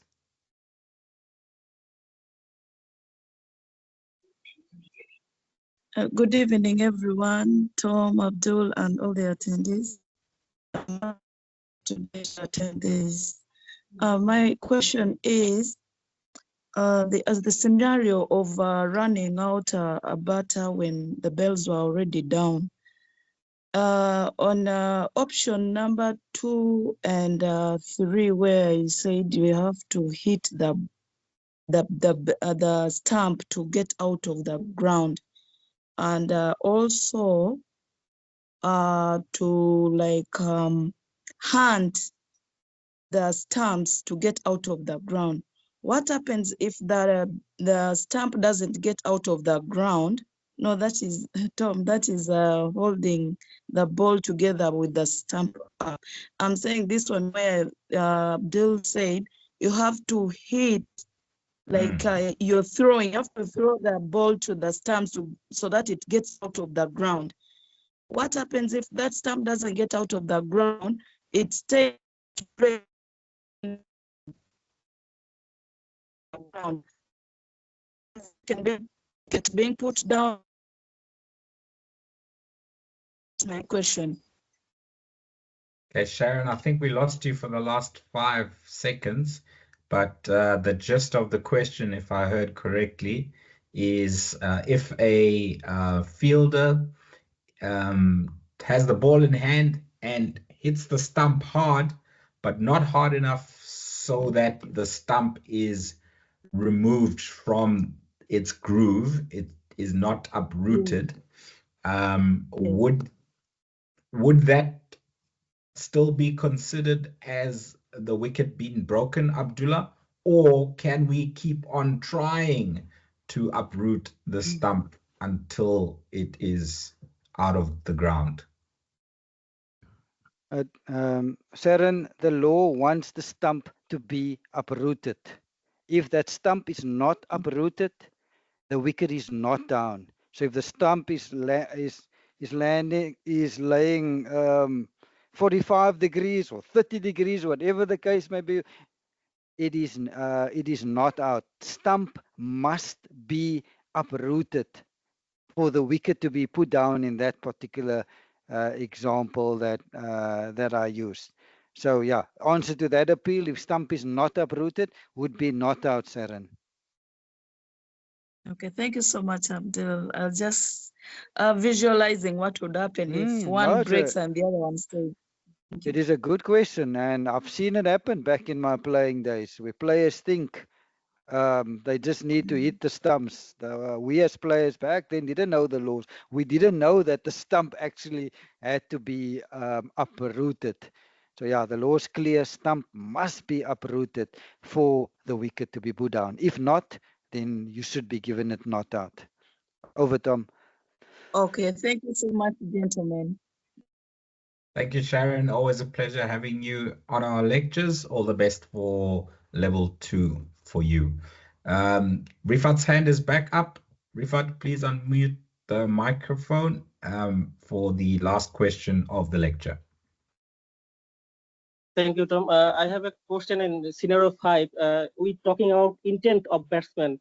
That's why he's not been given hit wicket or started field. But in lecture in level 1, I remember the scenario that Fakhur Zaman out 93. Not in that case, the wicketkeeper misguided the Fakhur Zaman, the batter, when he ran for the second time.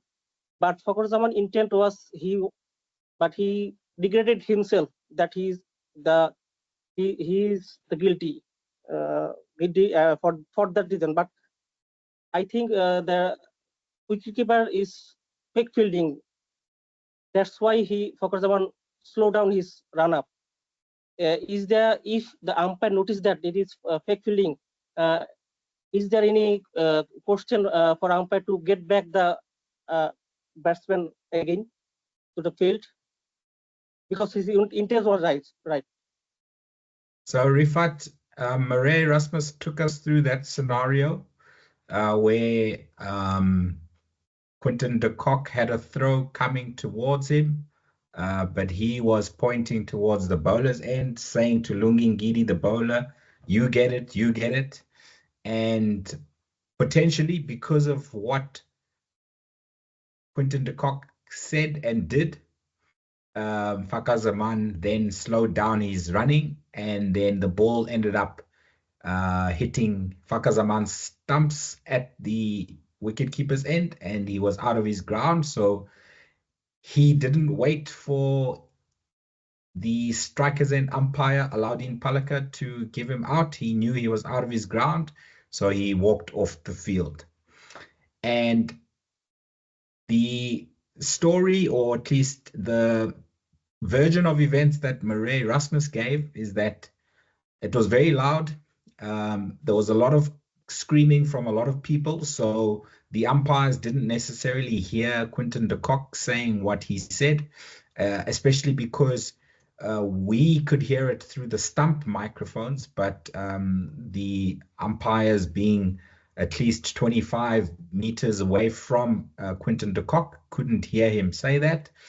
And also, they could not be 100% sure that his intent was to deceive Fakazaman. His intent could have been just to speak to the thrower of the delivery of the ball, Aiden Markram, who was at the boundary, and also because Aiden Markram was coming from mid long on or long off. The angle of his throw could have ended up at the bowler's end, or it could have ended up at the wicketkeeper's end. It's not 100% certain that Quinton de Kock knew it was going to the bowler's end, but he was trying to deceive Fakazaman. You need to be 100% sure that a fielder is trying to deceive a batter to implement law 41.4 or 41.5. And we will get to those laws in our last lecture of level 2. So stick around for a full explanation and unpacking of more scenarios similar to that one. Rifat, I hope that answers your question. Thank you, Tom. Thank you very much, Rifat, and thank you very much to all the candidates who have interacted with us for lecture number 1 of Cricket South Africa's level 2 course. Thank you very much to Langton once again for joining us for the Make the Call live scenarios at the beginning of the lecture. And thank you very much for the Cricket South Africa Umpires Umpire of the Year, Abdullah Steenkamp, for all of his expert analysis on the laws of cricket, including the level 1 revision slides. We will reconvene all together again, same time, same place, same Microsoft Teams meeting link on Thursday, 6 p.m. South African time. Have a good day further. Thank you and goodbye. Sharon, you've got your hand up. You want to say something? Or was that a wave goodbye? Yes, I forgot to congratulate Abdul. Well done. I got the same award earlier this year. Thank you so much. Continue. Thank you, Well, thank you, Sharon, and congratulations on your award. It's quite a prestigious award, so well done to you as well. Thank you. Bye. keep going on your side in Uganda there, Sharon. Thank you, Thank everybody, you, again. Tom. Thank you, Tom. See you next time. Thank you and good night. All right. Okay. Good night.